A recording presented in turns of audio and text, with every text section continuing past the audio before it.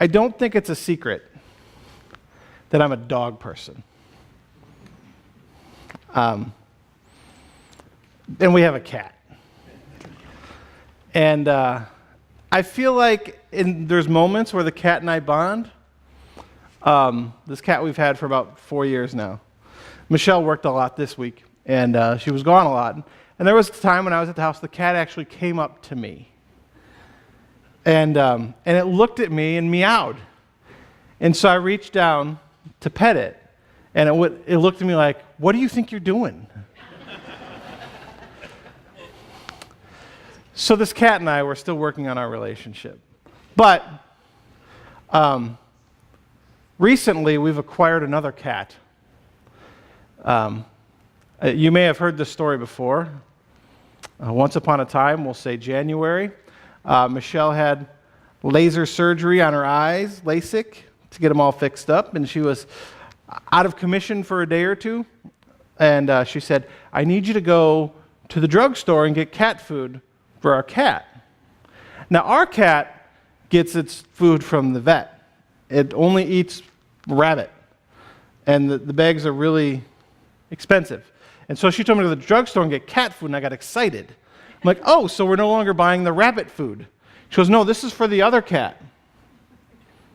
I said, "What other cat?" She said, "The one that's been living on our front porch for the last couple months."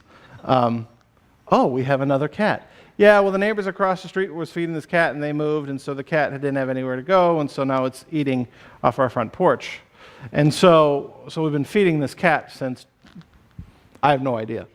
But we've been feeding this cat. So I've actually started to go out and pet this cat. And this cat is actually a lot friendlier than our cat. And I like this cat a lot more.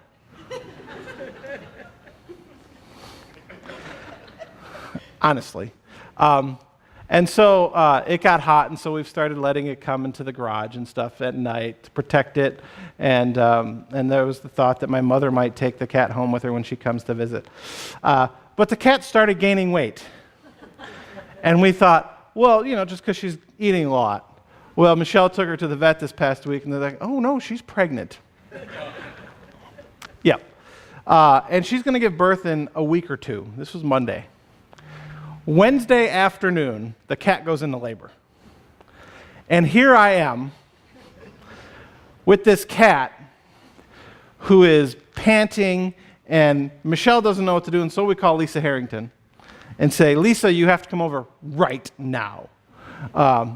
Because Lisa has been through this before. She's like a cat midwife. She's like amazing. And she comes, and the kitten is coming out backwards.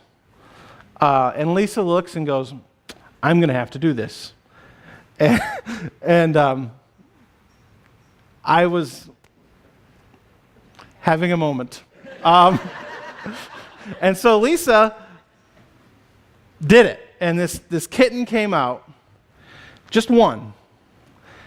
And it came out, and Lisa was worried because it was coming out the wrong way if it was going to survive. And out came this tiny kitten. And the mother started licking it, and it didn't move. It just didn't move. It didn't make a noise. And I thought to myself, is God here? Does God care about this kitten? I think that's a question we ask ourselves a lot. Is God here? Does God care about what's going on in my life right now? That's our two texts this morning from the Psalm. The psalmist writes, "I'm a stranger in my own family." The prophet writes, "Everywhere I go, I yell violence, and everybody is against me." Is God here? Does God care about me? Does God care about what's going on in my life right now?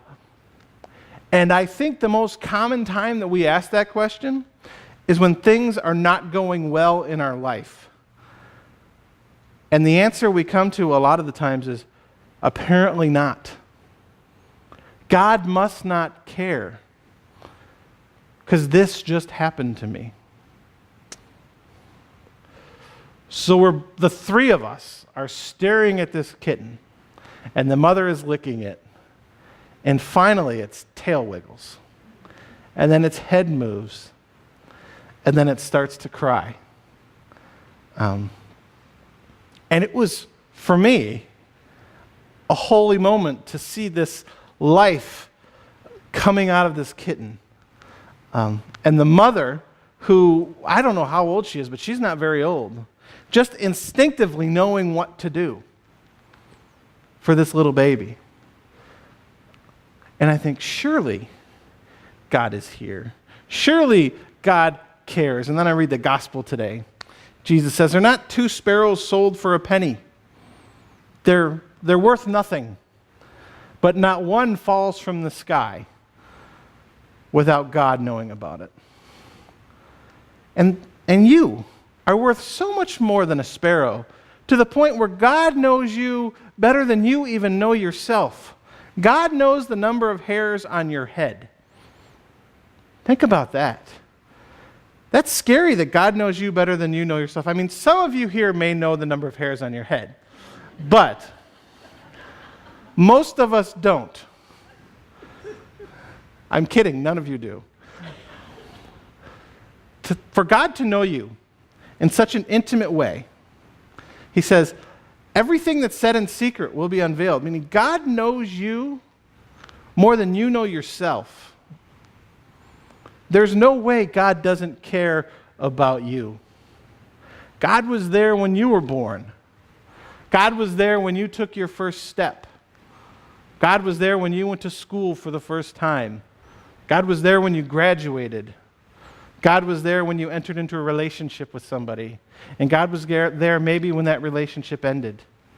God was there when you lost the job you loved. God was there when you got your dream job. God was there when you retired. God was there when you got your diagnosis. God will be there when it's your time to enter into the next life. God cares deeply about you. How do we know that, though? How can we see God caring for us and others in our community? Again, I would encourage you to read that green or blue sheet of paper that was inserted in your bulletin today and hear the words of the children of this congregation and the experiences they had while they were on their mission trip, and how they could see the joy in other people's faces just by dancing. How Shannon Griffin sat with a woman for an hour and just listened to this woman's story who had lost so much in her family and so much love that she just wanted somebody to listen. That is holy work.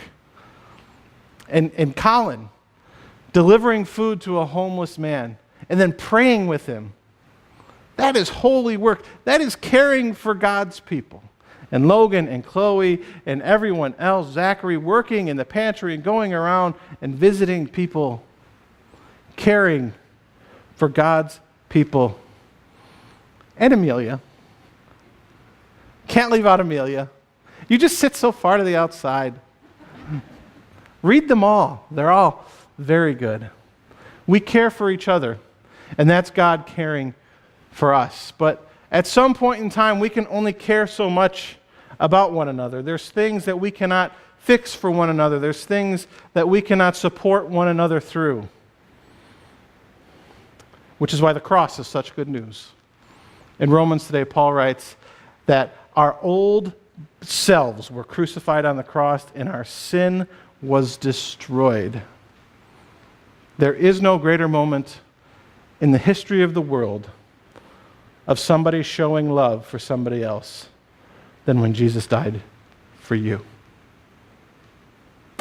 We may not have been there in that moment, but we were on his mind. Amen.